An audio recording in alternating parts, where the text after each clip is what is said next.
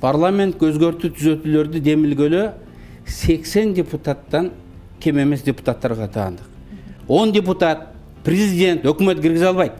80 депутаттан кем эмес депутат өзгөртүүлөрдү киргизе алат. А сиздер өзгөртүүнү эмес, жаңы конституцияны киргизип атасыңар. Эмне үчүн жаңы конституцияны кабыл алуу тартиби жок анда? Сиз жазган конституцияда. Мен жазган эмесмин. Ким? 80 депутат демилгечи болуп, мага чейин иштеп чыккан эксперт юристтерди аткандан кийин ошол топтон сураш керек. Силер эч ким эмессиңер. Орусча айтканда вы никто. Вы никто. Это другой вопрос. Анан калагандай кылып жасай беребиз, законду буза беребиз, мыйзамды буза беребиз дегенде вы никто. Бирок азыркы реалдуулукка келсек, азыр жаңы конституция